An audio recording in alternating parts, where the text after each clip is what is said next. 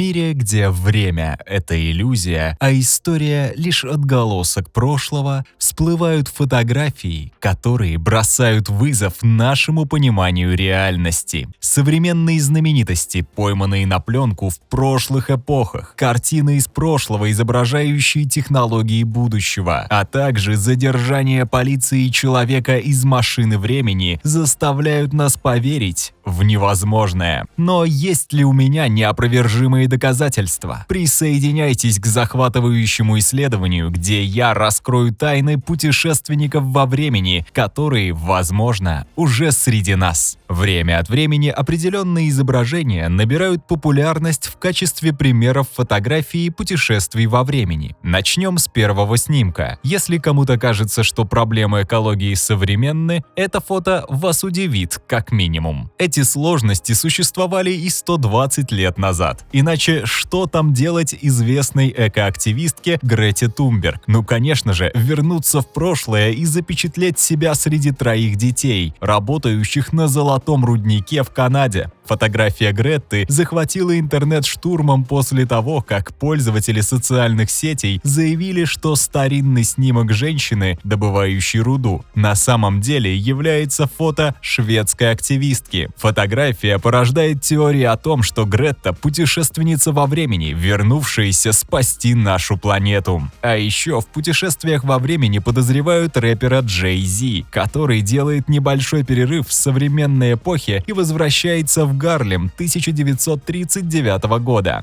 На этой старинной фотографии отчетливо виден всеми любимый безумец Николас Кейдж во время короткой остановки в Теннесси примерно в 1870 году. Фотография появилась на eBay, и продавец утверждал, что Кейдж на самом деле своего рода вампир, способный перерождаться раз в 75 лет или около того. Но мы не знаем правду. Раскройте нам ее, мистер Кейдж. Или же это сделает Джон Траволта, ведь его изображения викторианской эпохи тоже оказались на eBay. Но что это? Это просто двойники? И люди, разместившие фотографии на интернет-аукционе, просто посмеялись? Я не понимаю вопроса и не буду на него отвечать. А на этой картинке, которую можно найти в галерее Уффици во Флоренции в Италии, изображен, кто бы вы подумали, конечно же, Киану Ривз. Холст называется «Мужской портрет», «Вампир» или «Путешественник во времени». Обязательно ли нам быть в этом разборчивыми? Но в данном случае происходит одно из трех. Либо Киану Ривз знает о машине времени, либо это сверхсекретный эксперимент по клонированию, либо актер бессмертный и питается кровью юных девственниц каждый Хэллоуин. Парень просто не стареет. Ну а в какой список внести Мэтта Дэймона, вы напишите сами в комментариях под видео. Скажу лишь одно. Женщина нашла фотографию своих бабушки и дедушки на их свадьбе. Она сама была удивлена, потому что ее дедушка был похож на Мэтта Дэймона. Как вы это объясните? Даже изображение сотен британцев, спасающихся от травм Второй мировой войны, вызвало споры среди путешественников во времени. На историческом снимке семьи отдыхают на песках в Корнуэлле в далеком 1943 году. Тем не менее, на переполненном пляже есть очевидный самозванец, который, как утверждают пользователи социальных сетей, не подходит этой эпохе. Видно, как мужчина в коричневом костюме стоит и смотрит на предмет в своей руке, который, по-видимому, является современным электронным устройством. Неудивительно, что некоторые люди посмеялись над этими предположениями, утверждая, что он просто был хорошо одет и сворачивал сигару. Но вам придется определиться, когда внимательно вглядитесь в фото. Фотографию можно отредактировать и изменить, скажете вы. Я буду с вами согласен. Но что делать тогда с фотографиями, которые были сделаны до изобретения фотоаппарата? Ведь на них тоже есть артефакты. Картины, написанные художниками, являются прародителями фотографий. На одной из картин, написанных известным голландским художником в 1670 году, эксперты обнаружили удивительную деталь – изображение, очень напоминающее современный iPhone. Заявление о данной находке было сделано лично Тимом Куком, главой корпорации Apple. Это неожиданное сочетание старой живописи и современной технологии вызвало немало вопросов и дискуссий, что подтверждает уникальность данной находки. Раньше Тим был уверен, что знает все о своих изделиях, но после увиденного уверенность рассыпалась. Глава Apple имел в виду картину голландского живописца Питера де Хоха «Письмо».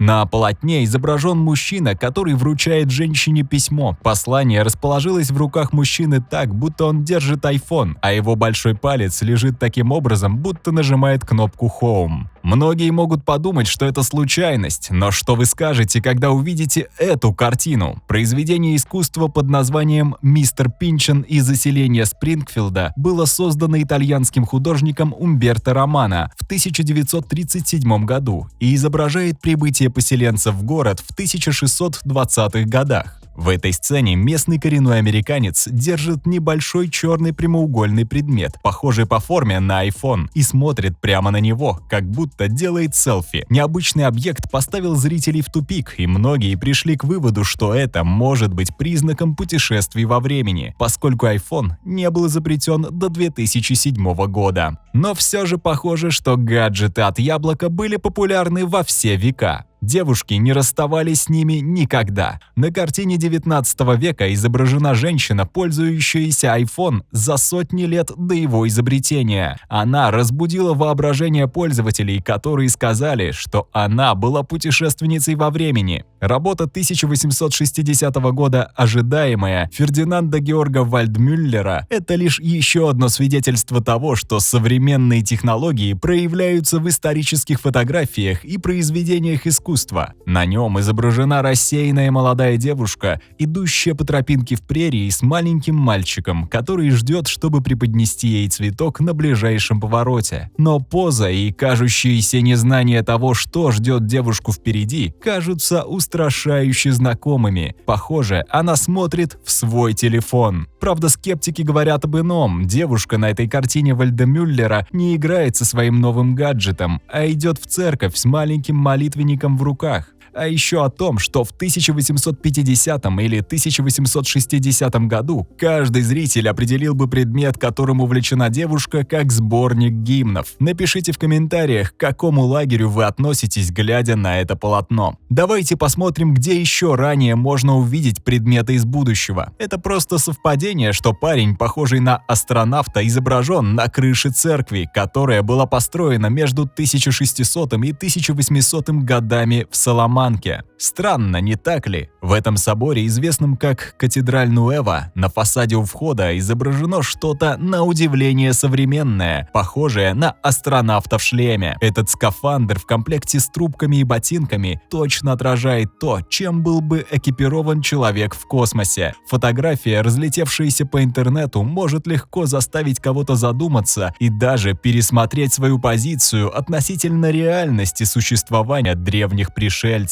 Но, к сожалению, или к счастью, у этого замка есть ключ. За столетия собору был нанесен такой ущерб, что в конечном итоге потребовался проект реставрации. В 1992 году этот документ привел к реконструкции входа в кафедральный собор. Один из художников, который отвечал за работу над проектом, решил придать работе индивидуальный подход и решил включить две современные скульптуры. Объяснение, почему был выбран астронавт, заключалось в том, что это был символ 20 века, когда одним из величайших достижений человечества был космический полет и высадка на Луну. Но что не сделаешь ради величайшей фотографии события? Наверное, можно даже нарушить тайну путешествия во времени. Именно такие мысли, похоже, посетили одного из фотографов на финальном матче чемпионата мира по футболу в 1962 году. Бразилия одержала победу над Чехословакией в этом матче. Но именно устройство, которое держит в руках фотограф, сделало снимок капитана Мауро Рамоса, поднимающего трофей, известным. Похоже, что что человек, участвующий в пресс-конференции, держит в руках раскладной телефон, который появился на рынке только в 1996 году и не был популярен до середины 2000-х. Учитывая, что раскладные телефоны сейчас в значительной степени вышли из моды, это наводит на мысль, что путешественник во времени мог быть родом из 2007